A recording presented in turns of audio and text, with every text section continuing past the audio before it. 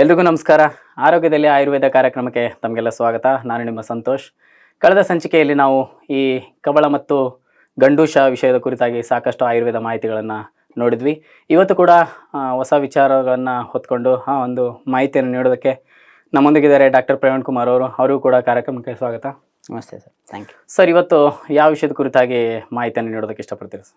Fine. ನಾವು ಕಳೆದ ಸಂಚಿಕೆಯಲ್ಲಿ ಕವಳ ಮತ್ತು ಗಂಡೂಷದ ಬಗ್ಗೆ ಸವಿಸ್ತಾರವಾಗಿ ಅದನ್ನು ಮಾಡೋ ವಿಧಾನ ಹೇಗೆ, ಯಾವ ಮೆಡಿಕಮೆಂಟ್ಸ್ ಎಲ್ಲ ಯೂಸ್ ಮಾಡಿ ಮಾಡ್ಬೋದು, ಮತ್ತು ಅದು ಮಾಡೋದ್ರಿಂದ ಆಗುವಂಥ ಪ್ರಯೋಜನಗಳೇನಂತ ತಿಳ್ಕೊಂಡ್ವಿ. ಅದೇ ಥರದಲ್ಲಿ ದಿನಚರ್ಯದಲ್ಲಿ ಇನ್ನೂ ಒಂದು ಇಂಪಾರ್ಟೆಂಟ್ ಮತ್ತು ಸಿಂಪಲ್ ಆಗಿರುವಂಥದ್ದು, ವೆರಿ ಎಫೆಕ್ಟಿವ್, ಯಾವುದ್ರ ಮೇಲೆ ನಮ್ಮ ಆರೋಗ್ಯನ ಕಾಪಾಡಲಿಕ್ಕೆ ಅಥವಾ ಆರೋಗ್ಯನ ಮೇಂಟೈನ್ ಮಾಡಲಿಕ್ಕೆ ಇರುವಂಥ ಇನ್ನೊಂದು ದಿನಚರ್ಯದಲ್ಲಿ ಬರುವಂಥ ಇಂಪಾರ್ಟೆಂಟ್ ಮ್ಯಾಟರ್ ಅಂದರೆ ವ್ಯಾಯಾಮ ಅಂಥೇಳಿ ಬರುತ್ತೆ ಸರ್. ಅದ್ರ ಬಗ್ಗೆ ಇವತ್ತು ನಾನು ಮಾತಾಡಬೇಕು ಅಂತ ಅಂದ್ಕೊಂಡಿದ್ದೀನಿ ಸರ್.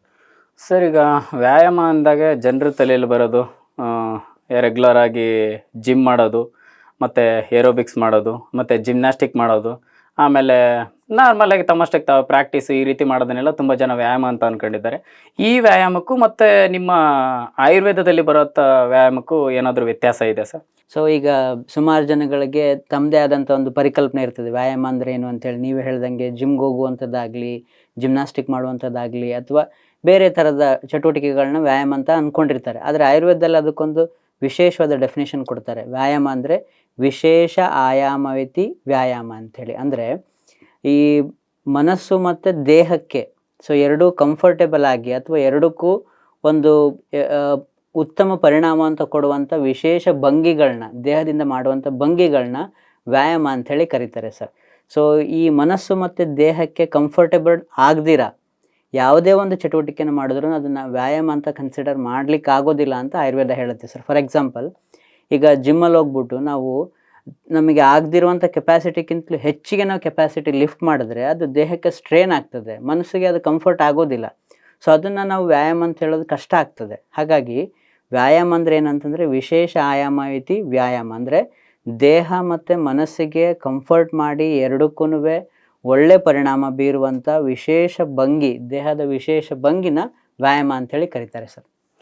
ಸರ್, ಈಗ ನಾರ್ಮಲಾಗಿ ನಾವು ಜಿಮ್ಮಿಗೆ ಹೋದಾಗ ಅಲ್ಲಿ ಜಿಮ್ಮಲ್ಲಿ ಟ್ರೈನರ್ ಇರ್ತಾರೆ, ಯಾವ ರೀತಿ ಮಾಡಬೇಕು ಏನು ಜಿಮ್ ಅನ್ನೋದ್ರ ಬಗ್ಗೆ. ಏರೋಬಿಕ್ಸಲ್ಲಿ ಹೋದಾಗ ಅದಕ್ಕೆ ಕೆಲವೊಂದು ಸ್ಪೀಡ್ ಲಿಮಿಟ್ ಅಂತ ಇರುತ್ತೆ, ಇಷ್ಟೇ ಸ್ಪೀಡಲ್ಲಿ ಏರೋಬಿಕ್ಸ್ ಮಾಡಬೇಕು ಅಂತ. ಅದು ಬಿಟ್ಟರೆ ಇತ್ತೀಚೆಗೆ ಲೇಟೆಸ್ಟಾಗಿ ಟ್ರೆಂಡ್ ನೋಡೋದಾದರೆ ಡ್ಯಾನ್ಸಲ್ಲೂ ಕೂಡ ವ್ಯಾಯಾಮನ ಇಂಟ್ರೊಡ್ಯೂಸ್ ಮಾಡ್ತಾ ಇದ್ದಾರೆ. ಆದರೆ ಈ ಒಂದು ಆಯುರ್ವೇದದಲ್ಲಿ ಯಾವ ರೀತಿ ಮಾಡಬೇಕು, ಏನು ಸ್ವಂತ ತಾವೇ ಮಾಡೋದಾದರೆ ಯಾವ ರೀತಿ ಮಾಡ್ಬೇಕು ಮನೆಯಲ್ಲೇ ಅನ್ನೋದ್ರ ಬಗ್ಗೆ ಸ್ವಲ್ಪ. ವ್ಯಾಯಾಮ ಹೆಂಗಿರಬೇಕು, ಹೆಂಗೆ ಮಾಡಬೇಕು ಅಂತ ಹೇಳೋದಾದರೆ ಆಯುರ್ವೇದದಲ್ಲಿ ಹೇಳ್ತಾರೆ ಅರ್ಧ ಬಲ ಅಂಥೇಳಿ. ಯಾವುದೇ ಒಂದು ಪರ್ಸನ್ನು ಎಷ್ಟು ವ್ಯಾಯಾಮ ಮಾಡಬೇಕು ಅಂದರೆ ಅವ್ರದ್ದು ಕೆಪಾಸಿಟಿಗಿಂತಲೂ, ಅವ್ರದ್ದು ಫಿಸಿಕಲ್ ಸ್ಟ್ರೆಂತ್ ಅಥವಾ ಕೆಪಾಸಿಟಿಗಿಂತಲೂ ಅರ್ಧ ಶಕ್ತಿ ಅನುಸಾರ ಅಂತ ಹೇಳ್ತೀವಿ ಸರ್. ಅಂದರೆ ಅವ್ರದ್ದು ಈಗ ಒಂದು 10 kg ಅಥವಾ ನೀವು ಒಂದು ಕಿಲೋಮೀಟ್ರ್ ನಡಿಬೋದಾಗಿತ್ತು, 1 ಕಿಲೋಮೀಟ್ರ್ ಓಡ್ಬೋದಾಗಿತ್ತು ಅನ್ನೋದು ಒಂದು ವ್ಯಾಯಾಮ ಅಂತ ಕನ್ಸಿಡರ್ ಮಾಡಿದ್ರೆ, ಪ್ರತಿನಿತ್ಯನೂ ಆ ಪರ್ಸನ್ ಅಥವಾ ಆ ವ್ಯಕ್ತಿ ಅರ್ಧ ಕಿಲೋಮೀಟ್ರ್ ಮಾತ್ರ ಓಡೋದಾಗಲಿ, ಅರ್ಧ ಕಿಲೋಮೀಟ್ರ್ ಮಾತ್ರ ನಡಿಗೆ ಮಾಡೋದಾಗಲಿ, ಅದು ಅರ್ಧ ಶಕ್ತಿ ಅನುಸಾರ ಅಂತ ಹೇಳ್ತೀವಿ. ಹಾಗಾಗಿ ವ್ಯಾಯಾಮನ ಎಷ್ಟರ ಮಟ್ಟಿಗೆ ಮಾಡಬೇಕು ಅಂತ ಆಯುರ್ವೇದ ಹೇಳುತ್ತೆ ಅಂದರೆ ನಮ್ಮ ಕೆಪಾಸಿಟಿ ಎಷ್ಟಿರುತ್ತೋ ಅದರದ್ದು ಅರ್ಧ ಅನುಗುಣವಾಗಿ ವ್ಯಾಯಾಮ ಮಾಡಬೇಕು ಅಂತ ಹೇಳುತ್ತೆ ಸರ್.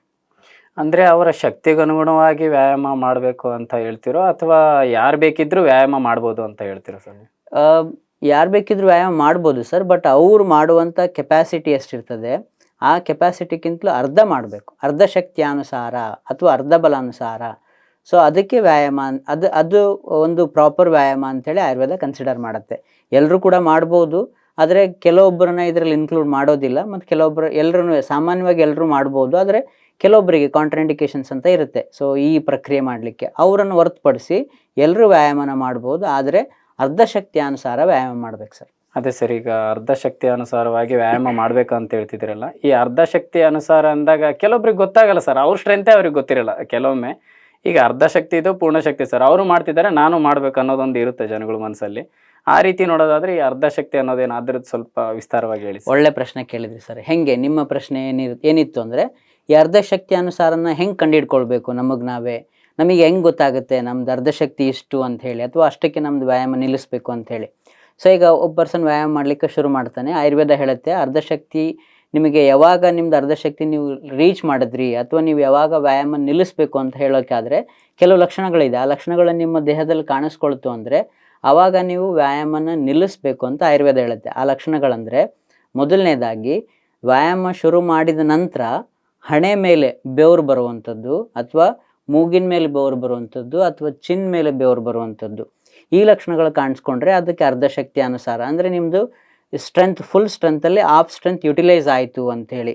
ಇನ್ನು ಮುಂದೆ ಹೋದರೆ ಬೆನ್ನ ಮೇಲೂ ಕೂಡ ಬೆವರು ಬರ್ತಾ ಇದೆ ಅಂತಾದರೆ, ಸೊ ಅವಾಗ ಏನು ಹೇಳುತ್ತೆ ಆಯುರ್ವೇದ ಅಂದರೆ, ಇದು ನಿಮ್ಮ ಅರ್ಧಶಕ್ತಿ ಯುಟಿಲೈಸ್ ಆಯಿತು, ನೀವು ಈ ವ್ಯಾಯಾಮನ ಇಲ್ಲಿಗೆ ನಿಲ್ಲಿಸ್ಬೋದು ಅಂತ ಹೇಳ್ತಾರೆ ಸರ್. ಸೊ ಇದು ಇನ್ನು ಮುಂದೆ ಹೋಗಿ ಇನ್ನೂ ಕೆಲವು ಲಕ್ಷಣಗಳು, ಬೇರೆ ಯಾವ ಲಕ್ಷಣಗಳು ನೋಡ್ಬೋದು ಅಂತಂದರೆ, ಈಗ ಉಸಿರಾಟದ ಪ್ರಕ್ರಿಯೆ ನಾರ್ಮಲ್ ಆಗಿ ಏನಾಗ್ತದೆ, ನಮಗೆ ಗೊತ್ತಿಲ್ಲದಿರಂಗೆ ಉಸಿರಾಟದ ಪ್ರಕ್ರಿಯೆ ಆಗ್ತಿರ್ತದೆ. ಸೊ ಯಾವಾಗ ನಾವು ಫಿಸಿಕಲ್ ಸ್ಟ್ರೇನ್ ಶುರು ಮಾಡ್ತೀವಿ, ಅಥವಾ ಎಕ್ಸಸೈಸ್ ಶುರು ಮಾಡ್ತೀವಿ, ಅಥವಾ ವ್ಯಾಯಾಮ ಶುರು ಮಾಡ್ತೀವಿ, ಈ ಉಸಿರಾಟದ ಪ್ರಕ್ರಿಯೆ ಶ್ವಾಸಕೋಶದಿಂದ ನಮ್ಮ ಬಾಯಿ ತನಕ ಬರ್ಲಿಕ್ಕೆ ಶುರು ಆಗ್ತದೆ. ಅಂದರೆ ನಾವು ಬಾಯಿ ಮುಖಾಂತರ ಉಸಿರಾಡ್ಲಿಕ್ಕೆ ಶುರು ಮಾಡ್ತೀವಿ. ಸೊ ಅದು ಕೂಡ ಏನು ತೋರಿಸುತ್ತೆ ಅಂದರೆ, ನಿಮ್ಮ ಅರ್ಧಶಕ್ತಿ ಯುಟಿಲೈಸ್ ಆಯಿತು, ಅಂದರೆ ನೀವು ಅರ್ಧಶಕ್ತಿನ ನೀವು ರೀಚ್ ಮಾಡಿದ್ರಿ, ಇವಾಗ ನೀವು ಮಾಡ್ತಾ ಇರುವಂಥ ವ್ಯಾಯಾಮ ಪ್ರಕ್ರಿಯೆನ ನಿಲ್ಲಿಸ್ಬೋದು. ಸೊ ಈ ಎಲ್ಲ ಲಕ್ಷಣಗಳಿಗೆ ಅರ್ಧಶಕ್ತಿಯಾನುಸಾರ ಲಕ್ಷಣಗಳಂತ ಹೇಳ್ಬೋದು ಸರ್. ಸೊ ಅವಾಗ ಆ ವ್ಯಕ್ತಿ ವ್ಯಾಯಾಮನ ನಿಲ್ಲಿಸ್ಬೋದು. ಸರ್, ಈಗ ಈ ರೀತಿಯಾದ ವ್ಯಾಯಾಮ ವಿಧಾನವನ್ನು ನಾವು ನೋಡೋದಾದರೆ ಸರ್, ಯಾವ ರೀತಿಯಾಗಿ ಮಾಡಬೇಕು ಏನು ಅನ್ನೋದ್ರ ಬಗ್ಗೆ ಸ್ವಲ್ಪ ಮಾಹಿತಿಯನ್ನು ಕೊಡಿ. ಸೊ ವ್ಯಾಯಾಮನ ಆಯುರ್ವೇದದಲ್ಲಿ ಹೇಳ್ತಾರೆ, ಸೊ ಋತುಗಳಿಗೆ ಅನುಗುಣವಾಗಿ ವ್ಯಾಯಾಮನ ಮಾಡಬೇಕು ಅಂತ ಹೇಳ್ತಾರೆ. ಋತುಗಳಿಗೆ ಅನುಗುಣವಾಗಿ ಏನಕ್ಕೆ ಅಂದರೆ, ಸೊ ಮುಂಚೆನೇ ನಾ ಹೇಳ್ದಂಗೆ ದಿನಚರ್ಯದಲ್ಲಿ ಅಥವಾ ಇಂಪಾರ್ಟೆನ್ಸ್ ಆಫ್ ಆಯುರ್ವೇದನ ಎಕ್ಸ್ಪ್ಲೇನ್ ಮಾಡುವಾಗ, ಋತುಗಳಿಗೆ ಅನುಗುಣವಾಗಿ ಮಾನವನ ಶರೀರದಲ್ಲಿ ಶಕ್ತಿ ಇರ್ತದೆ. ಸೊ ಈ ಋತುಗಳು ಚೇಂಜಸ್ ಆದಂಗೆಲ್ಲ ಋತುಗಳದ್ದು ಇನ್ಫ್ಲೂಯೆನ್ಸಿಂದ ದೇಹದ ಶರೀರದ ಮೇಲೆ ಅಥವಾ ದೇಹದ ಈ ಬಲದ ಮೇಲೆ ಕೂಡ ಪರಿಣಾಮ ಬೀರುತ್ತೆ. ಫಾರ್ ಎಕ್ಸಾಂಪಲ್, ಈ ಚಳಿಗಾಲದಲ್ಲಿ ತಗೊಂಡ್ರೆ ವಾತಾವರಣದಲ್ಲೂ ಕೂಡ ತುಂಬ ಈ ಶಕ್ತಿ ತುಂಬಿರ್ತದೆ. ಅದೇ ಆ ಇನ್ಫ್ಲೂಯೆನ್ಸಿಂದ ಏನಾಗ್ತದೆ, ಮಾನವನ ಶರೀರದಲ್ಲೂ ಕೂಡ ತುಂಬ ಶಕ್ತಿ ತುಂಬಿಕೊಂಡಿರ್ತದೆ. ಹಾಗಾಗಿ ಸೊ ಈ ಚಳಿಗಾಲದಲ್ಲಿ ವ್ಯಾಯಾಮನ ಪೂರ್ಣ ಪ್ರಮಾಣದಲ್ಲಿ ಮಾಡ್ಬೋದು. ಪೂರ್ಣ ಪ್ರಮಾಣದಲ್ಲಿ ಅಂತಂದರೆ, ಈ ಸ್ಟ್ರೇನ್ಫುಲ್ ಆ್ಯಕ್ಟಿವಿಟೀಸ್ನ ಚಳಿಗಾಲದಲ್ಲಿ ಹೆಚ್ಚು ಮಾಡ್ಬೋದು, ಅಥವಾ ವ್ಯಾಯಾಮನ ದಿನನಿತ್ಯ ಮಾಡ್ಬೋದು ಅಂತ ನಾವು ಕನ್ಸಿಡರ್ ಮಾಡ್ಬೋದು. ಅಥವಾ ಈ ಸ್ವಲ್ಪ ಅವರಿಗೆ ಸುಸ್ತಾಗುವವರೆಗೂ ಅಥವಾ ಟಯರ್ಡ್ ಆಗುವವರೆಗೂ ಕೂಡ ವ್ಯಾಯಾಮ ಮಾಡ್ಬೋದು ಚಳಿಗಾಲದಲ್ಲಿ. ಸೊ ಅದೇ ಥರನೇ ಈ ಸ್ಪ್ರಿಂಗ್ ಅಂತ ಹೇಳ್ತೀವಿ, ಅಂದರೆ ಈ ವಸಂತ ಋತು ಇರ್ಬೋದು, ಅಥವಾ ಮಳೆಗಾಲಕ್ಕಿಂತಲೂ ಮುಂಚೆ ಬರುವಂಥ ಒಂದೇನು ಸೀಸನ್ ಇರ್ತದೆ, ಆ ಕಾಲದಲ್ಲೂ ಕೂಡ ವ್ಯಾಯಾಮನ ಪೂರ್ಣ ಪ್ರಮಾಣದಲ್ಲಿ ಮಾಡ್ಬೋದು. ಅಂದರೆ ಸ್ವಲ್ಪ ಸ್ಟ್ರೇನ್ಫುಲ್ ಆ್ಯಕ್ಟಿವಿಟೀಸ್ನ ಕನ್ಸಿಡರ್ ಮಾಡ್ಬೋದು. ಆದರೆ ಮಿಕ್ಕ ಋತುಗಳಲ್ಲಿ, ಬೇರೆ ಋತು ಅಂದರೆ ನಾವು ಬೇಸಿಗೆ ಕಾಲಕ್ಕೆ ಬರ್ತೇವೆ. ಈ ಬೇಸಿಗೆ ಕಾಲದಲ್ಲಿ ಏನಾಗ್ತದೆ, ವಾತಾವರಣದಲ್ಲಿನೇ ಎಲ್ಲ ಒಂದು ಏನು ಶಕ್ತಿ ಅಷ್ಟೊಂದು ಇರೋದಿಲ್ಲ. ಸೊ ಅಲ್ಲಿ ಹೀಟ್ ಜಾಸ್ತಿ ಇರ್ತದೆ, ಸೂರ್ಯನ ಕಿರಣಗಳು ಅಥವಾ ಸೂರ್ಯರಶ್ಮಿ ತುಂಬ ತೀಕ್ಷ್ಣವಾಗಿರೋದ್ರಿಂದ ವಾತಾವರಣದಲ್ಲಿನೇ ಶಕ್ತಿ ಕಡಿಮೆ ಆಗಿರ್ತದೆ. ಆಹಾರ ಪದಾರ್ಥಗಳಲ್ಲಿ, ದ್ರವ್ಯಗಳಲ್ಲಿ ಶಕ್ತಿ ಕ್ಷೀಣಿಸ್ತಿರ್ತದೆ. ಸೊ ಅದೇ ಅದರಿಂದ ಇನ್ಫ್ಲೂಯೆನ್ಸ್ ಮಾನವನ ಶರೀರದ ಮೇಲಾಗಿ ಅಲ್ಲಿ ಕೂಡ ಮಾನವನ ಶರೀರದ ಶಕ್ತಿ ಕೂಡ ಕುಂದಿರ್ತದೆ ಅಥವಾ ಕ್ಷೀಣ ಇರ್ತದೆ.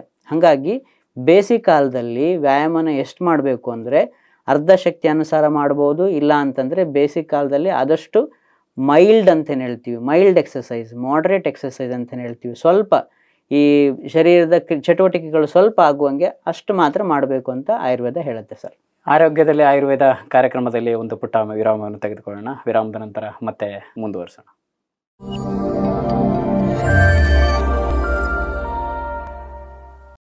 ಹಾಡು ಹಾಡು ಹಾಡು ಹಳೆಯದಾದರೇನು ಭಾವನವನ ವೀಣ.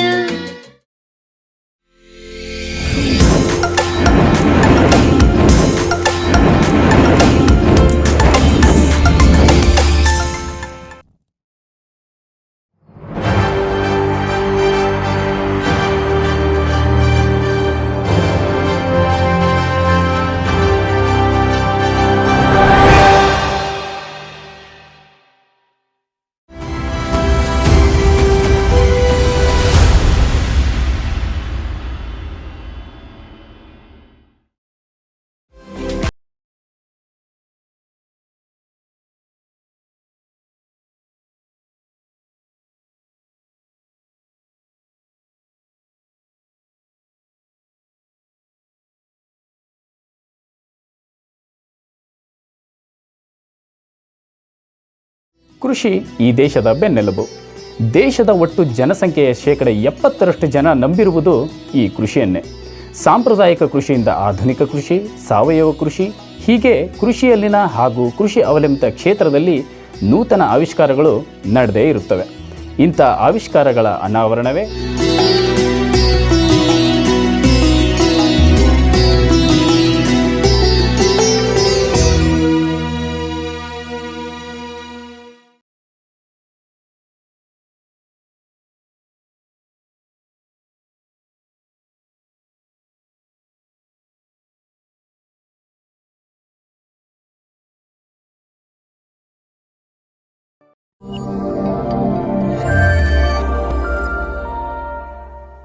ವಿರಾಮದ ನಂತರ ಆರೋಗ್ಯದಲ್ಲಿ ಆಯುರ್ವೇದ ಕಾರ್ಯಕ್ರಮಕ್ಕೆ ತಮಗೆಲ್ಲ ಸ್ವಾಗತ. ಸರ್, ಈಗ ನಾವು ಈ ಮುಂಚೆ ಡಿಸ್ಕಸ್ ಮಾಡ್ತಾ ಇದ್ವಿ, ಅಂದರೆ ಅರ್ಧಶಕ್ತಿ ಅನುಸಾರ ಅಂತ ನೋಡೋದಾದರೆ ಹೇಗೆ ಕನ್ಸಿಡರ್ ಮಾಡ್ತೀವಿ ಅಂತ ನೋಡೋದಾದರೆ, ನಾರ್ಮಲ್ ಆಗಿ ಒಬ್ಬ ವ್ಯಕ್ತಿ ಕೂತ್ಕೊಂಡ್ರು ಕೂಡ ಸ್ವೆಟ್ ಬರುತ್ತೆ, ತುಂಬ ಟೆನ್ಷನ್ ಆದರೂ ಕೂಡ ಸ್ವೆಟ್ ಬರುತ್ತೆ, ಆಮೇಲೆ ಸ್ವಲ್ಪ ವಾಕ್ ಮಾಡಿದ್ರು ಕೂಡ ಸ್ವೆಟ್ ಬರುತ್ತೆ. ಅಂಥವ್ರೀಗ ವ್ಯಾಯಾಮ ಮಾಡೋದಾದರೆ ಅವರಿಗೆ ಸ್ವೆಟ್ ನಾರ್ಮಲ್ ಆಗೇ ಬರ್ತಿರುತ್ತೆ, ಇನ್ನು ವ್ಯಾಯಾಮ ಮಾಡಿದರೆ ಸ್ವೆಟ್ ಬರ್ತಾ ಇರುತ್ತೆ. ಇದನ್ನು ನಾವು ಅರ್ಧಶಕ್ತಿ ಅನುಸಾರ ಅಂತ ಹೇಗೆ ಕನ್ಸಿಡರ್ ಮಾಡೋದು ಸರ್? ಒಳ್ಳೆ ಪ್ರಶ್ನೆ ಕೇಳಿದ್ರಿ ಸರ್. ಸೊ ಈಗ ನಿಮ್ಮ ಪ್ರಶ್ನೆ ಗೂಢಾರ್ಥ ಏನು ಅಂದರೆ, ಈ ಕೆಲವು ಜನಕ್ಕೆ ಸುಮ್ಮನೆ ಕೂತಾಗ್ಲೂ ಬೆವರು ಬರ್ತಿರುತ್ತೆ, ಅಂಥವರು ಎಕ್ಸಸೈಸ್ ಮಾಡ್ಲಿಕ್ಕೆ ಶುರು ಮಾಡಿದಾಗ ಸೊ ಬೆವರು ಅರ್ಧಶಕ್ತಿ ಅನುಸಾರ ಯುಟಿಲೈಸ್ ಆಗಿ ಬೆವರು ಬರ್ತಾ ಇದೆಯೋ ಅಥವಾ ಏನಕ್ಕೆ ಬರ್ತಾ ಇದೆ, ಹೆಂಗೆ ಅರ್ಧಶಕ್ತಿ ಅನುಸಾರ ಯೂಸ್ ಆಯಿತು ಅಂತ ತಿಳ್ಕೊಳ್ಬೇಕು ಅಂತ ಕೇಳ್ತಿದ್ದೀರಿ. ಸೊ ನೋಡಿ, ಆಯುರ್ವೇದದಲ್ಲಿ ಇನ್ನೂ ಒಂದು ಹೇಳ್ತಾರೆ, ವ್ಯಾಯಾಮ ಯಾರ್ಯಾರು ಎಷ್ಟೆಷ್ಟು ಮಾಡಬೇಕು ಅಂತ ಹೇಳಿ. ಸೊ ಆಯುರ್ವೇದದಲ್ಲಿ ಒಂದು ಪೆಕ್ಯುಲಿಯರ್ ಮ್ಯಾಟ್ರ್ ಇದೆ ಸರ್, ಅದಂದರೆ ಪ್ರಕೃತಿ ಅಂತ ಹೇಳ್ತೀವಿ. ಪ್ರಕೃತಿ ಅಂದರೆ ಶುಕ್ರಶೋಣಿತ ಸಂಯೋಗ ಯೋ ದೋಷ ಭವತ್ ಉತ್ಕಟಃ ಪ್ರಕೃತಿ ಜಾಯತೆ ಸ್ಥೇನಃ. ಅಂದರೆ ಶುಕ್ರಶೋಣಿತ ಯುನೈಟ್ ಆಗುವ ಸಮಯದಲ್ಲಿ ಈ ಮೇಲ್ ಮತ್ತು ಫಿಮೇಲ್ ಬಾಡಿನಲ್ಲಿ ಪ್ರಿಡಾಮಿನೆಂಟ್ ಆಗಿರುವಂಥ ದೋಷಗಳು ಸೇರಿಕೊಂಡು ಒಂದು ಇನ್ಹೆರೆಂಟ್ ಕ್ಯಾರೆಕ್ಟರ್ಸ್ನ ಆಫ್ ಸ್ಪ್ರಿಂಗ್ ಮೇಲೆ ಬಿಡುತ್ತೆ, ಅದಕ್ಕೆ ಪ್ರಕೃತಿ ಅಂತ ಹೇಳ್ತೀವಿ. ಅದನ್ನು ನಾವು 7 ಪ್ರಕೃತಿಗಳಾಗಿ ವಿಂಗಡಣೆ ಮಾಡ್ತೀವಿ: ವಾತ ಪಿತ್ತ ಕಫ, ವಾತ ಪಿತ್ತ ಪಿತ್ತ ಕಫ, ವಾತ ಕಫ, ವಾತ ಪಿತ್ತ ಕಫ ಅಂತ ಹೇಳಿ. ಸೊ ವ್ಯಾಯಾಮಕ್ಕೆ ಬಂದರೆ ಸೊ ಇದು ಪ್ರಕೃತಿ ಅನುಗುಣವಾಗಿ ಕೂಡ ವ್ಯಾಯಾಮ ಹೇಳ್ತಾರೆ ಸರ್. ಸೊ ವಾತಜ ಪ್ರಕೃತಿಯವರು ಎಷ್ಟು ಮಾಡಬೇಕು, ಪಿತ್ತಜ ಪ್ರಕೃತಿಯವರು ಎಷ್ಟು ಮಾಡಬೇಕು, ಮತ್ತು ಕಫಜ ಪ್ರಕೃತಿಯವರು ಎಷ್ಟು ಮಾಡಬೇಕು ವ್ಯಾಯಾಮ, ಅಥವಾ ಅವ್ರು ಮಾಡುವಂಥ ವ್ಯಾಯಾಮದ ಕ್ವಾಲಿಟಿ ಹೆಂಗಿರಬೇಕು ಅಂತ ಕೂಡ ಆಯುರ್ವೇದ ಹೇಳುತ್ತೆ ಸರ್. ಈ ವಾತ ಪ್ರಕೃತಿಯವ್ರನ್ನ ಕನ್ಸಿಡರ್ ಮಾಡಿದ್ರೆ ವ್ಯಾಯಾಮಗಳು ಹೆಂಗಿರಬೇಕು ಅಂದರೆ ಅವುಗಳು ಜಂಟಲ್ ವ್ಯಾಯಾಮ ಆಗಿರ್ಬೇಕು ಸರ್. ಅಂದರೆ ಈ ವಾತ ಪ್ರಕೃತಿಯವರಿಗೆ ಜನರಲ್ಲಾಗಿ ಕನ್ಸಿಡರ್ ಮಾಡಿದ್ರೆ ವ್ಯಾಯಾಮ ಅಷ್ಟೊಂದು ಮಾಡಲಿಕ್ಕೆ ಸಜೆಷನ್ಸ್ ಇರೋದಿಲ್ಲ, ಆದರೂ ಕೂಡ ವ್ಯಾಯಾಮ ಮಾಡೋದ್ರಿಂದ ಅವರದ್ದು ದೇಹ ಚಟುವಟಿಕೆಯಿಂದ ಇರ್ಲಿಕ್ಕೆ ಅನುಕೂಲ ಆಗುತ್ತೆ, ಸರ್ಕ್ಯುಲೇಷನ್ ಇಂಪ್ರೂವ್ ಆಗ್ತದೆ. ಹಾಗಾಗಿ ವ್ಯಾಯಾಮ ಮಾಡ್ಬೋದು. ಆದರೆ ಜಂಟಲ್ ವ್ಯಾಯಾಮಗಳು, ಜಂಟಲ್ ವ್ಯಾಯಾಮ ಅಂದರೆ ಸಿಂಪಲ್ ಈ ಸ್ಟ್ರೆಚಿಂಗ್ ಎಕ್ಸಸೈಸಸ್ ಅಂತ ಏನು ಹೇಳ್ತೀವಿ, ಅಥವಾ ಮನಸ್ಸಿಗೆ ಹಿತ ಕೊಡುವಂಥ ಏನು ಆ್ಯಕ್ಟಿವಿಟೀಸ್ ಹೇಳ್ತೀವಿ, ಅಥವಾ ದೇಹ ಮತ್ತು ಮನಸ್ಸಿಗೆ ಸ್ವಲ್ಪ ಟಯರ್ಡ್ನೆಸ್ ಕೊಟ್ಟು ಹಿತ ಕೊಡುವಂಥ ವ್ಯಾಯಾಮಗಳನ್ನ ಹೇಳ್ತೀವಿ, ಸಿಂಪಲ್ ಸ್ಟ್ರೆಚಿಂಗ್ ಎಕ್ಸಸೈಸ್ ಅಂತ ಕನ್ಸಿಡರ್ ಮಾಡ್ಬೋದು. ಅವುಗಳನ್ನ ಮಾತ್ರ ವಾತಜ ಪ್ರಕೃತಿಯವರು ಮಾಡಬೇಕು ಅಂತ ಇದೆ. ಪಿತ್ತಜ ಪ್ರಕೃತಿಯವ್ರಿಗೆ ಬಂದರೆ, ಸೊ ಪಿತ್ತಜ ಪ್ರಕೃತಿಯವರು ಉಷ್ಣ ಪ್ರಕೃತಿಯವರಾಗಿರ್ತಾರೆ. ನೀವು ಹೇಳ್ದಂಗೆ ಅವರು ಸ್ವಲ್ಪನೇ ಬೆವರ್ತಾ ಇರ್ತಾರೆ, ಇನ್ನು ಸ್ವಲ್ಪ ಎಕ್ಸಸೈಸ್ ಮಾಡಿದ ಕೂಡಲೇ ಅಲ್ಲಿ ಬೆವರ್ಲಿಕ್ಕೆ ಶುರು ಮಾಡ್ತಾರೆ. ಸೊ ಹಾಗಿದ್ದಾಗ ಈ ವಾತಜ ಪ್ರಕೃತಿಯವರಲ್ಲಿ ನಾವು ಈಸಿಯಾಗಿ ಕಂಡುಹಿಡಿಬೋದು ಅರ್ಧಶಕ್ತಿ ಅನುಸಾರ. ಸೊ ಅಲ್ಲಿ ಅವ್ರಿಗೆ ಇದೆಲ್ಲ ಲಕ್ಷಣಗಳು ಕಾಣಿಸ್ ಕೂಡಲೇ ಅರ್ಧ ಶಕ್ತಿ ಅನುಸಾರ ಆಯಿತು ಅಂಥೇಳಿ ನಾವು ಸ್ಟಾಪ್ ಮಾಡ್ಬೋದು. ಪಿತ್ತವಶ ಪ್ರಕೃತಿಯವ್ರಿಗೆ ಬಂದಾಗ ಇಲ್ಲಿ ಕ್ವಾಲಿಟೀಸ್ ಆಫ್ ಎಕ್ಸಸೈಸ್ ಹೆಂಗಿರಬೇಕು ಅಂದರೆ, ಇಲ್ಲಿ ಕಾಮಿಂಗ್ ಇರ್ಬೇಕು ಸರ್. ಕಾಮಿಂಗ್ ಅಂದರೆ ಅವರು ದೇಹನ ಮತ್ತು ಮನಸ್ಸನ್ನು ಎಕ್ಸೈಟ್ ಮಾಡುವಂಥ ಎಕ್ಸಸೈಸ್ಗಳು ಇಡಬಾರ್ದು. ಸೊ ಮೈಲ್ಡ್ ಟು ಮಾಡ್ರೇಟ್ ಇರಬೇಕು, ಮತ್ತು ಕಾಮ್ ಮಾಡುವಂಥ ಎಕ್ಸಸೈಸ್ಗಳು ಇರಬೇಕು ಅಂತ ಆಯುರ್ವೇದ ಹೇಳುತ್ತೆ. ಇಲ್ಲಿ ಹೆಂಗೆ ಐಡೆಂಟಿಫೈ ಮಾಡಬೇಕು, ಪಿತ್ತಜ ಪ್ರಕೃತಿಯವರು ಎಕ್ಸಸೈಸ್ ಮಾಡ್ತಾ ಇದ್ದಾರೆ, ಅರ್ಧಶಕ್ತಿ ಯುಟಿಲೈಸ್ ಆಯಿತು ಹೆಂಗೆ ಕಂಡುಹಿಡಿಯಬೇಕು ಅಂದರೆ, ಒಂದು ಬೆವರು ನೋಡ್ತಾ ಇರ್ತೀವಿ. ಸೊ ಬೆವರು ಸಾಮಾನ್ಯವಾಗಿ ಅವ್ರು ಬರ್ತಿರುತ್ತೆ. 2ನೇ ಪಾಯಿಂಟ್ ನಾನು ಹೇಳಿದೆ ಆವಾಗಲೇ, ಉಸಿರಾಟ ಪ್ರಕ್ರಿಯೆನ ಕನ್ಸಿಡರ್ ಮಾಡಬೇಕು. ಸಾಮಾನ್ಯವಾಗಿ ನಮಗೆ ಗೊತ್ತಿಲ್ಲದೆ ಇರೋಂಗೆ ಉಸಿರಾಟದ ಪ್ರಕ್ರಿಯೆ ಆಗ್ತಿರ್ತದೆ. ಆದರೆ ಅರ್ಧಶಕ್ತಿ ಯೂಸ್ ಆದಮೇಲೆ ಏನಾಗ್ತದೆ, ನಾವು ಮೂಗಿನಿಂದ ಉಸಿರಾಡುವಂಥದ್ದು ಬಾಯಿಂದ ಉಸಿರಾಡ್ಲಿಕ್ಕೆ ಶುರು ಮಾಡ್ತೀವಿ. ಹಾಗಾಗಿ ಸೊ ಪಿತ್ತ ಪ್ರಕೃತಿಯವರು ಈ ಎಕ್ಸಸೈಸ್ ಮಾಡ್ಲಿಕ್ಕೆ ಶುರು ಮಾಡಿದ್ಮೇಲೆ ಯಾವಾಗ ಅವರು ಬಾಯಿ ಮೂಲಕ ಉಸಿರಾಡ್ಲಿಕ್ಕೆ ಶುರು ಮಾಡ್ತಾರೆ ಅಥವಾ ಬ್ರೀತಿಂಗ್ ಜೋರಾಗ್ತದೆ, ಸೊ ಆವಾಗ ನಾವು ಅದು ಅರ್ಧಶಕ್ತಿ ಅನುಸಾರ ಆಯಿತು, ಅಲ್ಲಿಗೆ ವ್ಯಾಯಾಮ ನಿಲ್ಲಿಸಬೇಕು ಅಂತೇಳಿ ನಾವು ತಿಳ್ಕೊಳ್ಬೇಕು. ಅದೇ ಥರದಲ್ಲಿ ಕಫ ಪ್ರಕೃತಿಯವರು ಬಂದಾಗ, ಕಫ ಪ್ರಕೃತಿಯವರಲ್ಲಿ ಬೆವರು ಹೆಚ್ಚಿಗಿರೋದಿಲ್ಲ, ಹಾಗಾಗಿ ಬೆವರು ಕಾಣಿಸಿದ ಕೂಡಲೇ ಮತ್ತು ಶ್ವಾಸ ಪ್ರಕ್ರಿಯೆ ಬಾಯಿಂದ ಆಗ್ತಿರೋ ಕೂಡಲೇ ಅರ್ಧಶಕ್ತಿ ಅನುಸಾರ ಯುಟಿಲೈಸ್ ಆಯಿತು, ಅಲ್ಲಿ ಸ್ಟಾಪ್ ಮಾಡಬೇಕು ಅಂತ ನಾವು ಹೇಳ್ಬೋದು. ಮತ್ತು ಕಫಜ ಪ್ರಕೃತಿಯವರಲ್ಲಿ ಕ್ವಾಲಿಟೀಸ್ ಆಫ್ ಎಕ್ಸಸೈಸ್ ಹೆಂಗಿರಬೇಕು ಅಂದರೆ ವಿಗರಸ್ ಆಗಿರಬೇಕು. ಇಲ್ಲಿ ಒಂದು ಸ್ವಲ್ಪ ಸ್ಟ್ರೇನ್ ಮಾಡುವಂಥ ಇರಬೇಕು. ಏನಕ್ಕೆ ಅಂದರೆ ದೇಹದಲ್ಲಿ ಕಫ ಜಾಸ್ತಿ ಇರುತ್ತೆ, ಸೊ ಮೇಧಸ್ ಜಾಸ್ತಿ ಇರುತ್ತೆ. ಅದನ್ನು ಮೆಟಬಲೈಸ್ ಮಾಡಲಿಕ್ಕೆ, ಅದನ್ನು ಒಂದು ಸ್ವಲ್ಪ ಕರಗಿಸ್ಲಿಕ್ಕೆ ಹೆಚ್ಚಿನ ವ್ಯಾಯಾಮಗಳು ಬೇಕಾಗ್ತವೆ. ಹಾಗಾಗಿ ವಾತಜ ಪ್ರಕೃತಿಯವರು ಜಂಟಲ್ ಎಕ್ಸಸೈಸ್ ಮಾಡಬೇಕು, ಪಿತ್ತಜ ಪ್ರಕೃತಿಯವರು ಕಾಮ್ ಟೈಪ್ ಎಕ್ಸಸೈಸ್ ಮಾಡಬೇಕು. ಈ ಕಫಜ ಪ್ರಕೃತಿಯವರು ವಿಗರಸ್ ಅಥವಾ ಸ್ವಲ್ಪ ಸ್ಟ್ರೈನ್ ಆಗುವಂಥ ಎಕ್ಸಸೈಸ್ಗಳನ್ನ ಮಾಡಬೇಕು. ಸೊ ವಾತಜ ಪ್ರಕೃತಿಯವರಲ್ಲಿ ಅರ್ಧ ಶಕ್ತಿ ಅನುಸಾರ ಲಕ್ಷಣಗಳು ಬೆವರು ಮತ್ತು ಬಾಯಿ ಮೂಲಕ ಉಸಿರಾಡೋದು ಅಲ್ಲಿ ಕಾಣಿಸ್ತು ಅಂದರೆ ಅಲ್ಲಿ ನಿಲ್ಲಿಸ್ಬೋದು. ಪಿತ್ತಜ ಪ್ರಕೃತಿಯವರು ಸ್ವೆಟ್ಟಿಂಗ್ ಆಗ್ತಿರ್ತದೆ, ಆದರೆ ಅಲ್ಲಿ ಶ್ವಾಸ ಪ್ರಕ್ರಿಯೆ ಬಾಯಿಯಿಂದ ಆಗ್ಲಿಕ್ಕೆ ಶುರು ಆಯಿತು ಅಂದರೆ ಅರ್ಧ ಶಕ್ತಿ ಅನುಸಾರ ಯುಟಿಲೈಸ್ ಆಯ್ತು ಅಂತೇಳಿ ಅಲ್ಲಿ ನಿಲ್ಲಿಸ್ಬೋದು. ಕಫಜ ಪ್ರಕೃತಿಯವರು ಅಲ್ಲಿ ಕೂಡ ಬೆವರು ಕಾಣಿಸ್ಕೊಳ್ತದೆ ಮತ್ತು ಶ್ವಾಸ ಪ್ರಕ್ರಿಯೆ ಬಾಯಿಂದ ಆದಾಗ ಸೊ ಅಲ್ಲಿಗೆ ನಿಲ್ಲಿಸಬೇಕು ಅಂತ ಸೂಚನೆ ಸಿಗ್ತದೆ ಸರ್. ಸರ್ ಈಗ ನಾರ್ಮಲ್ ಆಗಿ ದಪ್ಪ ಇರ್ತಾರಲ್ಲ ಸರ್, ದಪ್ಪ ಇರೋರು ಅವ್ರು ಎಕ್ಸಸೈಸ್ ಮಾಡೋದ ಬೇಡ ಸರ್, ನಾರ್ಮಲ್ ಆಗಿನೇ ಉಸಿರಾಟಕ್ಕೆ ತೊಂದರೆ ಆಗ್ತಿರುತ್ತೆ, ಬಾಯಿಂದನೇ ಉಸಿರಾಡ್ತಿರ್ತಾರೆ, ಅಂಥವ್ರಿಗೆ ಏನು ಹೇಳೋದಕ್ಕೆ ಇಷ್ಟಪಡ್ತೀರಿ ಸರ್ ವ್ಯಾಯಾಮ ಮಾಡೋದಾದರೆ? ಒಳ್ಳೆ ಸರ್. ಸೊ ಅಂಥವರಲ್ಲೂ ಕೂಡ ನಾ ಹೇಳ್ದಂಗೆ ಈ ಕಫಜ ಪ್ರಕೃತಿಯವರು ಅಂತ ಹೇಳ್ತೀವಿ. ಸೊ ಕಫಜ ಪ್ರಕೃತಿಯವರಿಗೆ ವ್ಯಾಯಾಮ ವಿಗ್ರಸ್ ಟೈಪ್ ವ್ಯಾಯಾಮ ಅಂತ ಹೇಳಿದ್ವಿ. ಸೊ ಈಗ ನಾವು ಇನ್ನೂ ಒಂದು ಅಂಶ ಕನ್ಸಿಡರ್ ಮಾಡಬೇಕು. ಈ ದಿನಚರ್ಯದಲ್ಲಿ ನಾವೆಲ್ಲ ಈಗ ಮಾತಾಡ್ತಾ ಇರುವಂಥದ್ದು ಆರೋಗ್ಯವಂತ ಮಾನವರಿಗೆ ಅಥವಾ ಆರೋಗ್ಯವಂತರಿಗೆ ಈ ಎಕ್ಸಸೈಸ್ಗಳನ್ನ ಹೇಳ್ತಾ ಇದ್ದೀವಿ. ಸೊ ಅವರ ದೇಹದಲ್ಲಿ ಬೊಜ್ಜಿನಂಶ ಜಾಸ್ತಿ ಆಯಿತು, ಮೇದೋಧಾತು ವೃದ್ಧಿ ಆಯಿತು, ಅವ್ರ ಒಬೆಸಿಟಿ ಆಯಿತು, ಸ್ಥೂಲಕಾಯ ಆದರು, ಆವಾಗ ಅವರು ಆರೋಗ್ಯವಂತರ ಲೀಸ್ಟಲ್ಲಿ ಬರೋದಿಲ್ಲ ಸರ್. ಅವರು ಸ್ಥೂಲಕಾಯಗಳಲ್ಲಿ ಬರ್ತಾರೆ. ಅಂಥವ್ರು ಕೂಡ ವ್ಯಾಯಾಮ ಇಂಡಿಕೇಶನ್ ಇದೆ ಸರ್, ಮಾಡಬೇಕು ಅಂತ ಇದೆ. ಸೊ ಅವಾಗ ಹೆಂಗೆ ಅರ್ಧಶಕ್ತಿ ಅನುಸಾರ ಕನ್ಸಿಡರ್ ಮಾಡೋದಂದರೆ, ಸಾಮಾನ್ಯವಾಗಿಯೇ ಅವರು ಸ್ವಲ್ಪ ಏದುಸಿರು ಬರುತ್ತೆ. ಯಾವಾಗ ಏದುಸಿರು ಬರುತ್ತೆ ಅಂದರೆ ಸ್ವಲ್ಪ ಈ ಫಿಸಿಕಲ್ ಆ್ಯಕ್ಟಿವಿಟೀಸ್ನ ಸ್ವಲ್ಪ ಮಾಡೋದು ಕೂಡಲೇ ಎದುಸಿರು ಬರುತ್ತೆ. ಬೆವರು ಕೂಡ ಬರ್ತಿರ್ತದೆ. ಏನಕ್ಕೆ ಅಂದರೆ ಮೇಧಸ್ಸುಗಳಲ್ಲಿ ಸ್ಥೂಲಕಾಯಗಳಲ್ಲಿ ಬೆವರು ಜಾಸ್ತಿನೇ ಆಗುತ್ತೆ. ಏನಕ್ಕೆ ಅಂದರೆ ಮೇಧಸ್ಸು ಜಾಸ್ತಿ ಇರುತ್ತೆ, ಮೇಧಸ್ಸು ಎಲ್ಲೆಲ್ಲಿ ಜಾಸ್ತಿ ಇರುತ್ತೋ ಅಲ್ಲಿ ಅದರದ್ದು ಮಲ ಆಗುತ್ತೆ. ಮೇಧಸ್ಸಿನ ಮಲ ಇರೋದ್ರಿಂದ ಸ್ವೇದ ಅಥವಾ ಸ್ವೆಟ್ಟಿಂಗ್ ಜಾಸ್ತಿ ಆಗ್ತಿರ್ತದೆ.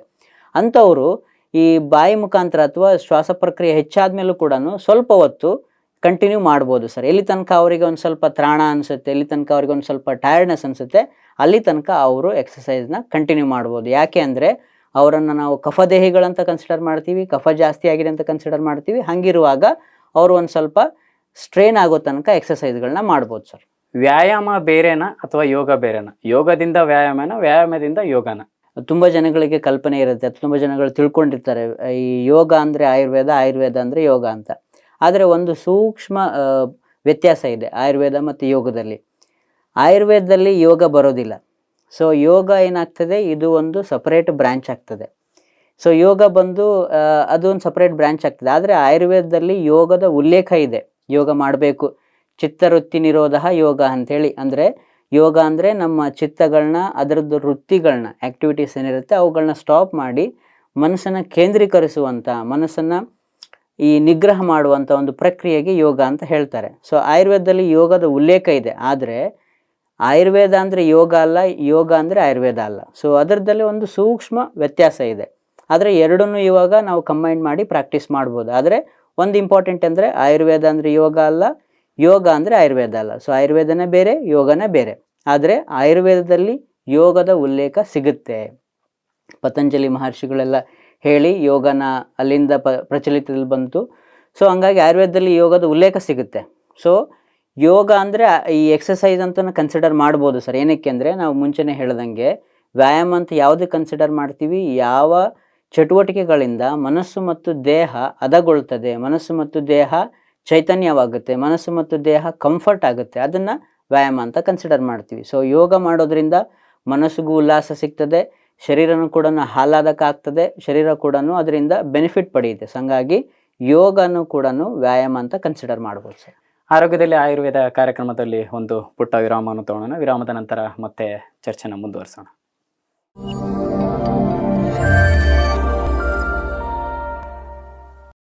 ಹಾಡು ಹಾಡು ಹಾಡು ಹಳೆಯದಾದರೇನು ಭಾವನವನವೀನ.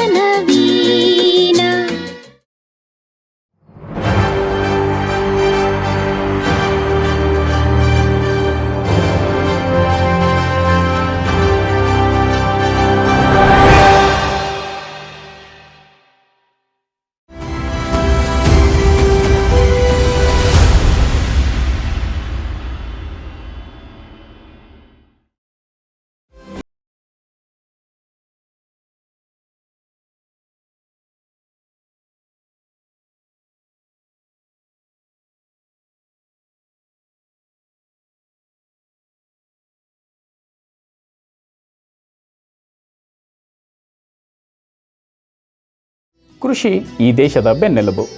ದೇಶದ ಒಟ್ಟು ಜನಸಂಖ್ಯೆಯ 70% ಜನ ನಂಬಿರುವುದು ಈ ಕೃಷಿಯನ್ನೇ. ಸಾಂಪ್ರದಾಯಿಕ ಕೃಷಿಯಿಂದ ಆಧುನಿಕ ಕೃಷಿ, ಸಾವಯವ ಕೃಷಿ, ಹೀಗೆ ಕೃಷಿಯಲ್ಲಿನ ಹಾಗೂ ಕೃಷಿ ಅವಲಂಬಿತ ಕ್ಷೇತ್ರದಲ್ಲಿ ನೂತನ ಆವಿಷ್ಕಾರಗಳು ನಡೆದೇ ಇರುತ್ತವೆ. ಇಂಥ ಆವಿಷ್ಕಾರಗಳ ಅನಾವರಣವೇ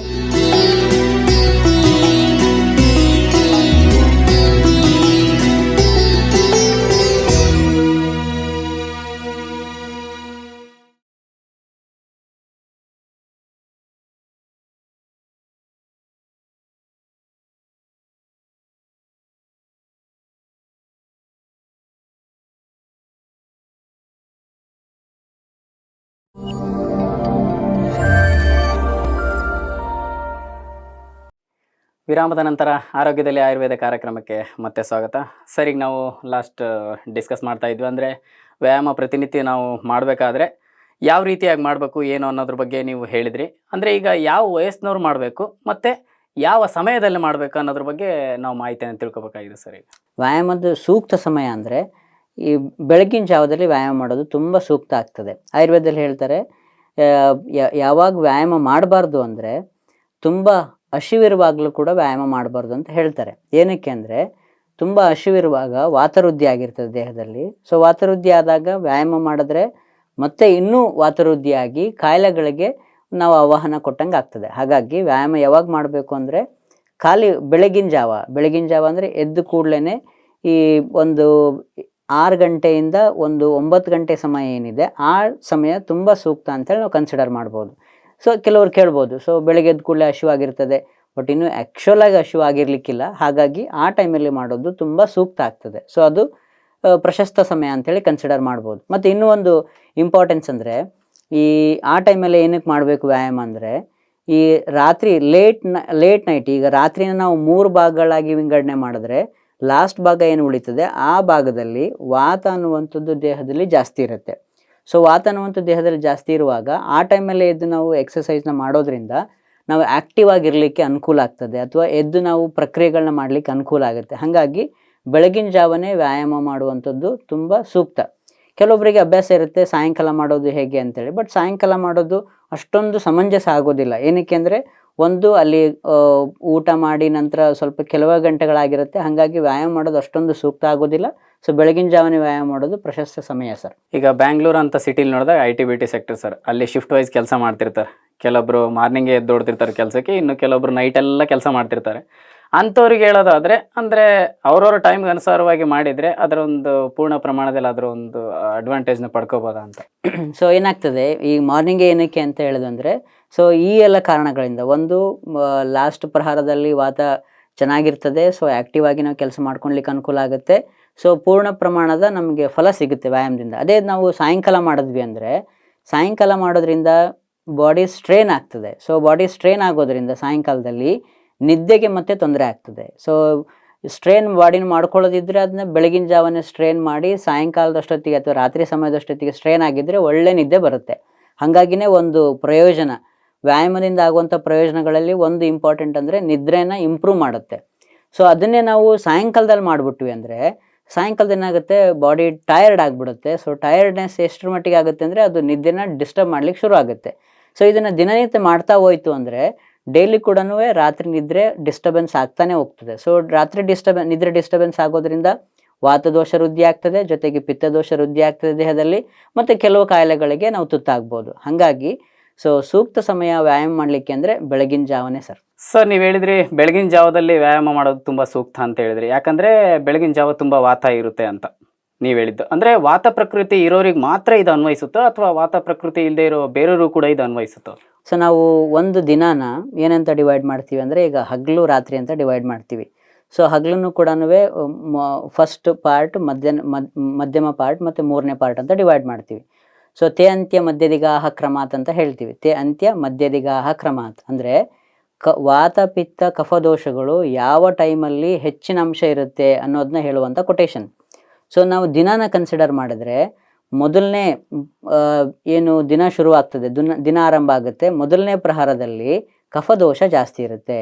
ಅದೇ ಥರ ಮಧ್ಯಾಹ್ನದ ಪ್ರಹಾರದಲ್ಲಿ ಅಂದರೆ ನಡುವಿನ ಪ್ರಹಾರದಲ್ಲಿ ಪಿತ್ತದೋಷ ಜಾಸ್ತಿ ಆಗಿರುತ್ತೆ. ಅಂದರೆ ನಾವು ಮಧ್ಯಾಹ್ನ ಅಂತ ಏನು ಕನ್ಸಿಡರ್ ಮಾಡ್ತೀವಿ ಆ ಟೈಮಲ್ಲಿ ಪಿತ್ತದೋಷ ನಮ್ಮ ದೇಹದಲ್ಲಿ ಜಾಸ್ತಿ ಇರುತ್ತೆ. ಅದೇ ಥರನೇ ದಿನದ ಅಂತ್ಯಕಾಲ ಅಂದರೆ ಸಾಯಂಕಾಲದ ಟೈಮಲ್ಲಿ ವಾತದೋಷ ಜಾಸ್ತಿ ಆಗಿರುತ್ತೆ. ಅದೇ ಥರ ನಾವು ರಾತ್ರಿನೂ ಕೂಡ 3 ಪ್ರಹರಗಳಾಗಿ ಡಿವೈಡ್ ಮಾಡಿದ್ರೆ ಮೊದಲನೇ ಪ್ರಹರದಲ್ಲಿ ಕಫದೋಷ ಜಾಸ್ತಿ ಇರುತ್ತೆ, 2ನೇ ಪ್ರಹರದಲ್ಲಿ ಪಿತ್ತದೋಷ ಜಾಸ್ತಿ ಇರುತ್ತೆ, 3ನೇ ಪ್ರಹರದಲ್ಲಿ ವಾತದೋಷ ಜಾಸ್ತಿ ಇರುತ್ತೆ.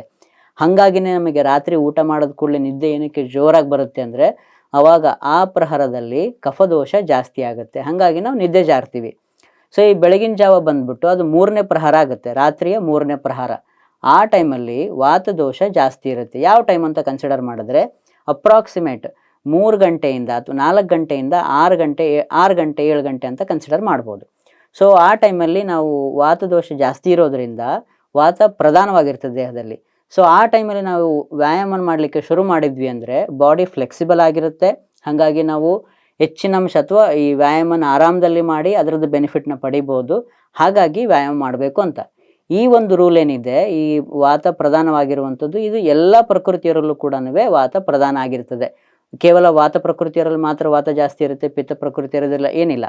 ಸೊ ನಾವು ರಾತ್ರಿನ ಡಿವೈಡ್ ಮಾಡೋದು ಮೊದಲನೇ ಪ್ರಹಾರ, 2ನೇ ಪ್ರಹಾರ, 3ನೇ ಪ್ರಹಾರ. ಸೊ 3ನೇ ಪ್ರಹಾರದಲ್ಲಿ ಎಲ್ಲ ಮಾನವರಲ್ಲೂ ಕೂಡ ವಾತ ಪ್ರಧಾನವಾಗಿರುತ್ತೆ. ಹಾಗಾಗಿನೇ ಆ ಟೈಮಲ್ಲಿ ನಾವು ಎದ್ದು ವ್ಯಾಯಾಮ ಮಾಡೋದ್ರಿಂದ ನಮ್ಮ ಬಾಡಿ ಫ್ಲೆಕ್ಸಿಬಲ್ ಇರುತ್ತೆ, ನಾವು ಎಲ್ಲ ಆ್ಯಕ್ಟಿವಿಟೀಸ್ನ ಮಾಡಿ ವ್ಯಾಯಾಮದ ಪೂರ್ಣ ಫಲನ ಪಡ್ಕೊಳ್ಬೋದು. ಹಾಗಾಗಿ ಬೆಳಗಿನ ಜಾವನೇ ವ್ಯಾಯಾಮ ಮಾಡೋದು ಸೂಕ್ತ ಸರ್.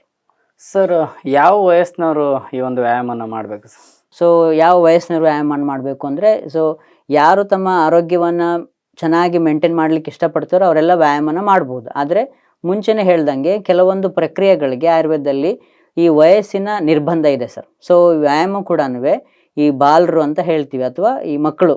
ಸೊ ಮಕ್ಕಳು ಎಲ್ಲಿವರೆಗೂ ಅಂದರೆ ಆಯುರ್ವೇದದಲ್ಲಿ 16 ವರ್ಷ ತನಕ ಮಕ್ಕಳು ಅಂತಲೇ ಕನ್ಸಿಡರ್ ಮಾಡ್ತಾರೆ. ಆದರೆ 12 ವರ್ಷ, ಕನಿಷ್ಠ 12 ವರ್ಷ ತನಕ ಮಕ್ಕಳು ವ್ಯಾಯಾಮನ ಮಾಡದೇ ಇದ್ರೇ ಒಳ್ಳೆಯದು. ಏನಕ್ಕೆ ಅಂದರೆ ಅವ್ರ ದಿನನಿತ್ಯ ಚಟುವಟಿಕೆನೇ ಅದೇ ಇರುತ್ತೆ, ಆಟ ಆಡ್ತಿರ್ತಾರೆ, ಅವರು ಸುಮ್ಮನೆ ಕೂರೋದಿಲ್ಲ. ಹಾಗಾಗಿ ಸಾಕಷ್ಟು ವ್ಯಾಯಾಮ ಅಲ್ಲೇ ಆಗ್ತಿರ್ತದೆ.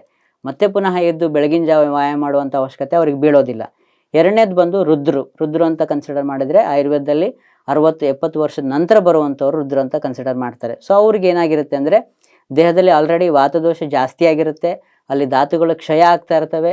ಸೊ ಅವರಿಗೆ ಅಷ್ಟೊಂದು ಸ್ಟ್ಯಾಮಿನಾ ಮತ್ತು ಸ್ಟ್ರೆಂತ್ ಇರೋದಿಲ್ಲ. ಹಾಗಾಗಿ ಅವರಲ್ಲೂ ಕೂಡ ವ್ಯಾಯಾಮ ನಿಷಿದ್ಧ ಅಂತ ಹೇಳ್ಬೋದು. ಆದರೆ ಯಾರು ಗಟ್ಮುಟ್ಟಾಗಿದ್ದಾರೆ, ಸೊ ಚೆನ್ನಾಗಿದ್ದಾರೆ, ಸದೃಢರಾಗಿದ್ದಾರೆ, ಅವರು ವ್ಯಾಯಾಮನ ಮಾಡಬಯಸಿದ್ರೆ ಸಿಂಪಲ್ ಫಿಸಿಕಲ್ ಎಕ್ಸಸೈಸ್ ಅಥವಾ ಸಿಂಪಲ್ ಸ್ಟ್ರೆಚಿಂಗ್ ಎಕ್ಸಸೈಸ್ ಅಥವಾ ಸಿಂಪಲ್ ವಾಕಿಂಗ್ನ ಮಾಡ್ಬೋದು ಅಂತ ನಾವು ಇಂಡಿಕೇಟ್ ಮಾಡ್ಬೋದು.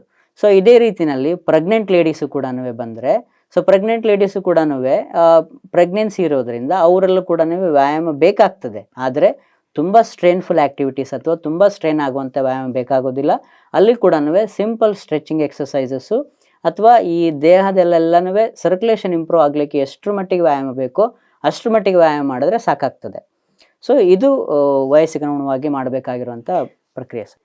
ಸರ್, ಈಗ ನೀವು ಹೇಳೋದಾದರೆ 12-13 ವರ್ಷ ವಯೋಮಿತಿ ಇರೋರು ವ್ಯಾಯಾಮವನ್ನು ಮಾಡಬಾರ್ದು, ಸೂಕ್ತ ಅಲ್ಲ ಅಂತ ಹೇಳಿದ್ರಿ. ಈಗ ಕಳೆದ ಒಲಿಂಪಿಕ್ಸಲ್ಲಿ ನೋಡೋದಾದರೆ ಚೀನಾ ಪರವಾಗಿ ರೆಪ್ರೆಸೆಂಟ್ ಮಾಡಿ 12-13 ವರ್ಷ ಇರೋಂಥ ವಯೋಮಿತಿಯವರೇ ಒಂದು ಗೋಲ್ಡ್ ಮೆಡಲನ್ನು ತೊಗೊಂಡ್ರು ಸರ್. ಆ ಹಂತದಲ್ಲಿ ನೋಡೋದಾದರೆ ಅವರು ಕೂಡ ತುಂಬ ಎಕ್ಸಸೈಸ್ಗಳು ಎಲ್ಲನೂ ಮಾಡಿರ್ತಾರೆ. ಹಾಗೆ ನೋಡೋದಾದರೆ ಮತ್ತೆ ಅವರಿಗೆ ಅದು ಸೂಕ್ತ ಅಂತ ಅನಿಸುತ್ತಾ ಸರ್ ನಿಮಗೆ? ಸೊ ಈಗ ನಾನು ಹೇಳ್ದಂಗೆ, ಸೊ ಆಯುರ್ವೇದದಲ್ಲಿ ಕೆಲವೊಂದು ಪ್ರಕ್ರಿಯೆಗಳಿಗೆ ವಯಸ್ಸಿನ ನಿರ್ಬಂಧ ಇರ್ತದೆ. ಏನಕ್ಕೆ ಅಂದರೆ ಈಗ ವ್ಯಾಯಾಮ ಅಂತ ಕನ್ಸಿಡರ್ ಮಾಡಿದ್ರೆ ಬಾಲರು ವ್ಯಾಯಾಮನ ಮಾಡಬಾರ್ದು ಅಥವಾ ಮಾಡದೇ ಇದ್ರೆ ಒಳ್ಳೆಯದು ಅಂತ ಆಯುರ್ವೇದ ಹೇಳುತ್ತೆ. ಏನಕ್ಕೆ ಅಂದರೆ ಅವ್ರ ದಿನನಿತ್ಯದ ಚಟುವಟಿಕೆನೇ ಆಟ ಇರ್ತದೆ. ಸೊ ಹಂಗಾಗಿ ಆಟದಲ್ಲೇ ಅವರು ವ್ಯಾಯಾಮ ಎಷ್ಟು ಬೇಕೋ ಅಥವಾ ಅವ್ರ ದೇಹಕ್ಕೆ ಎಷ್ಟು ಎಕ್ಸಸೈಸ್ ಬೇಕೋ ಅದಕ್ಕಿಂತ ಹೆಚ್ಚಿನ ಅಂಶದಲ್ಲಿ ಅವರು ಆ್ಯಕ್ಟಿವಿಟೀಸ್ ಮಾಡಿಬಿಟ್ಟಿರ್ತಾರೆ. ಸೊ ಏನಾಗ್ತದೆ ಸರ್, ಅಲ್ಲಿ ಈ ಬಾಲಾವಸ್ಥೆನಲ್ಲಿ ದೇಹದ ವೃದ್ಧಿ ಆಗಬೇಕಿರ್ತದೆ, ಕನ್ಸ್ಟ್ರಕ್ಟಿವ್ ಪ್ರೊಸೀಜರ್ ನಡೀತಿರ್ತದೆ, ಡೆವಲಪ್ಮೆಂಟ್ ಆಗ್ತಾ ಇರ್ತದೆ. ಆ ಟೈಮಲ್ಲಿ ನಾವು ಎಕ್ಸಸ್ ಆಫ್ ಎಕ್ಸಸೈಸ್ ಮಾಡಿದ್ರು, ಹೆಚ್ಚಿಗೆ ಸ್ಟ್ರೇನ್ ಕೊಟ್ವಿ ಬಾಡಿಗೆ ಅಂದರೆ ಏನಾಗ್ತದೆ, ದೇಹದ ಬೆಳವಣಿಗೆ ಕುಂಠಿತ ಆಗಲಿಕ್ಕೆ ಶುರು ಆಗ್ಬೋದು ಅಥವಾ ಈ ವ್ಯಾಯಾಮದಿಂದ ಆಗುವಂಥ ಅಡ್ಡ ಪರಿಣಾಮಗಳು ಶುರು ಆಗ್ಬೋದು. ಹಾಗಾಗಿ ಸೊ ಬಾಲರು ವ್ಯಾಯಾಮನ ಮಾಡದೇ ಇದ್ರೇ ಒಳ್ಳೆಯದು. ಆದರೆ ಕೆಲವೊಂದು ಎಕ್ಸೆಪ್ಷನ್ಸ್ ಅಂತ ಕನ್ಸಿಡರ್ ಮಾಡ್ಬೋದು. ಕೆಲವೊಬ್ಬರಲ್ಲಿ ಅದು ಅತಿಶಯವಾದ ಶಕ್ತಿ ಇರ್ಬೋದು, ಅವ್ರು ಮಾಡ್ತಾ ಇರ್ಬೋದು, ಮಾಡಿದ್ದಿರ್ಬೋದು, ಅವರು ಅದನ್ನ ದಕ್ಕಿಸ್ಕೊಂಡಿರ್ಬೋದು. ಆದರೆ ಎಲ್ರಿಗೂ ಕೂಡ ಅದೇ ರೀತಿ ಆಗುತ್ತೆ ಅಂತ ಹೇಳಲಿಕ್ಕೆ ಆಗೋದಿಲ್ಲ. ಹಾಗಾಗಿ ಸೊ ಬಾಲರು ವ್ಯಾಯಾಮನ ಮಾಡದೇ ಇದ್ರೇ ಒಳ್ಳೇದು ಸರ್. ವ್ಯಾಯಾಮ ಕುರಿತಾಗಿ ಸಾಕಷ್ಟು ಮಾಹಿತಿಗಳನ್ನು ತೊಗೊಂಡಿದ್ವಿ. ಈ ಒಂದು ಸಂಚಿಕೆಯನ್ನು ಇಲ್ಲಿಗೆ ಮುಗಿಸ್ತಾ ಇದ್ವಿ. ಇದರ ಮುಂದುವರೆದ ಭಾಗವಾಗಿ ಮುಂದೆ ಹಲವಾರು ಮಾಹಿತಿಗಳನ್ನು ತಿಳ್ಕೊಂಡು ವ್ಯಾಯಾಮ ಕುರಿತಾಗಿ ಸರ್ ಕಾರ್ಯಕ್ರಮಕ್ಕೆ ಬಂದಿದ್ದಕ್ಕೆ ನಿಮಗೆ ಧನ್ಯವಾದಗಳು. ನಮಸ್ತೆ. ಇದರ ಮುಂದುವರೆದ ಭಾಗ ನಾಳೆ ನೋಡೋಣ. ನಿರಂತರವಾಗಿ ನೋಡ್ತಾರೆ ಕಿಷ್ಕಿಂಧ ಟಿವಿ. ನಾನು ನಿಮ್ಮ ಸಂತೋಷ್. ನಮಸ್ಕಾರ.